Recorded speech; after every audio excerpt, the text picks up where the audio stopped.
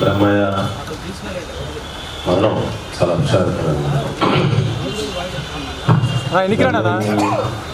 ఎందుకు ఏ కారణంతో చంపేశారు.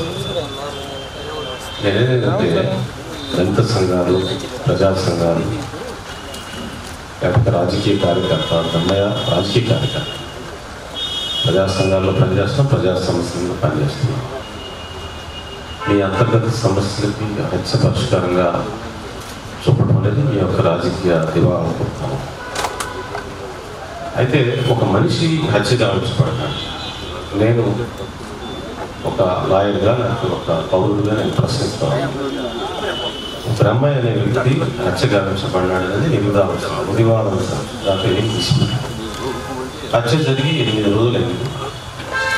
8 రోజులైనా ఇంతవరకు ఒక ఎస్పీ కానీ, డిఎస్పీ కానీ, సిఐ కానీ, ఎస్ఐ కానీ దాని మీద ఒక ప్రెస్ మీట్ పెట్టి ఫలాని హంతకులు దీన్ని చేశారు, వాళ్ళు పట్టుకున్నాం, లేకపోతే పట్టుకున్నాము, లేకపోతే వాళ్ళ కోసం ఎదుగుతున్నాము, లేకపోతే వాళ్ళు సరెండర్ కాబోతున్నారు, ఇది సంథింగ్ ప్రజలకు తెలియజేయాల్సిన అవసరం నైతిక బాధ్యత వ్యవస్థ స్టేట్ అంటే పోలీసు వ్యవస్థ.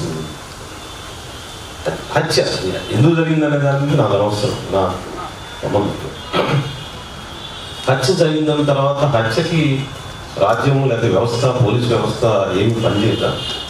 హత్యను అలా 5 రోజులైనా దానికి సంబంధించిన విషయాలు బయటికి రావాలి, ప్రజలకు తెలియజేయాలా. కనుక మీ అందరికీ నా సరైన విజ్ఞప్తి ఏంటంటే, బ్రహ్మయ్య లాంటి వ్యక్తుల మరణాన్ని ఆపాలంటే క్రైమ్ జరిగింది, క్రైమ్కి వెంటనే క్రైమ్ జరిగిన నేరస్తులను పట్టుకోవాల్సిన బాధ్యత. గతంలో చిన్న రౌడీ షీటర్ చనిపోతే, రౌడీల మధ్య గొడవలో రౌడీ చనిపోతే కూడా వెంటనే పోలీసులు ప్రెస్ మీట్ పెట్టి పలానా చేశారు, వాళ్ళని అరెస్ట్ చేస్తామని చెప్తారు.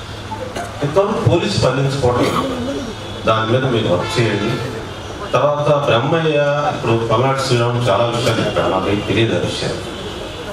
మీరంతా ఒక ఫ్యాక్ట్ ఫైండింగ్ టీం ఏర్పడి ఒక ఛార్జ్ షీట్ ఫైల్ చేసి ఒక లీగల్ టీం కాన్స్టిట్యూట్ చేసి బ్రహ్మయ్య హత్య నేరస్తులకి శిక్ష పడే విధంగా కంటిన్యూస్గా దాన్ని మానిటర్ చేయాలి. లేకపోతే వాళ్ళు ఏమైనా మళ్ళీ బెయిల్ తెచ్చుకుంటారు, మళ్ళీ ఇంకొకరిని చెప్తారు. కాబట్టి దాని విషయం ప్రత్యేక శ్రద్ధ వహించకపోతే మీరు ఇలా సంతాప సభలు పెట్టడం తప్పితే మీకు ఇంకొక కార్యక్రమం ఉండదు. కాబట్టి నా సవినమైన మనం ఏంటంటే, సంతాప సభలతో ముగించకండి, వాళ్ళకి శిక్ష పడే విధంగా మీరు అంతా కృషి చేయండి. పోలీసు వ్యవస్థ శిక్షిస్తారు. దాని మీద మీరు వెంటనే, మీరు లాయర్లు ఉన్నారు, వైద్య పెద్దలు ఉన్నారు, మీరు కూర్చోండి. దాని పోలీసుకి కావాల్సిన ఇన్ఫర్మేషన్ ఇవ్వండి. పోలీసులు ఎందుకు చేయరు, పోలీసు ఇంతవరకు ఎందుకు ప్రెస్ మీట్ పెట్టలేదండి. పలానా బ్రహ్మయ్య రాజకీయ కార్యకర్త చనిపోయాడు, ఈ హత్య కారణం పలాని వాడు అని ఇంతవరకు ప్రెస్ చదవాలి. మీరు అందరు కదా, ఇది తప్పు కదా. రౌడీ షీటర్ చనిపోతే వెంటనే సమావేశం పెట్టి ప్రెస్లో రాస్తారు, పేపర్లో వస్తుంది, పలానా రౌడీ షీటర్ చంపాడని వస్తుంది, వాళ్ళు వెంటనే లొంగిపోయారని వస్తుంది. అంత సామాన్యమైన విషయాలకే ప్రాధాన్యత ఇస్తూ ఉన్నారు మీరు. ఒక బ్రహ్మయ్య చనిపోతే ఇంతవరకు ఎందుకు మీ దగ్గర నుంచి సమాధానం రాలేదు. కాబట్టి మీరంతా వెంటనే ఎస్పీని కలిసి, లేకపోతే సంబంధిత అధికారులు కలిసి ఆ విషయం మాట్లాడంటే నేను కూడా మాట్లాడతాను. ఇది చాలా బాధగా ఉంది. ఎందుకు చనిపోయాడనేది నాకు అనవసరం. నేరం జరిగిందనేది నాకు తెలుసు. నేరస్తులు పట్టుకోవాలి, నేరస్తులు శిక్షించాలి. దాని మీద వదిలేస్తుందా. దళితుల అత్యాచారాల్లో జరుగుతున్న గొడవంతా ఇది. నేరం జరిగాక కాసేపు గొడవ చేయటం, సంతాప సభ చేయటం, లేకపోతే ఏదో చేయటం, లేకపోతే కాంపెన్సేషన్ అడగటం, తర్వాత దాన్ని లేదు.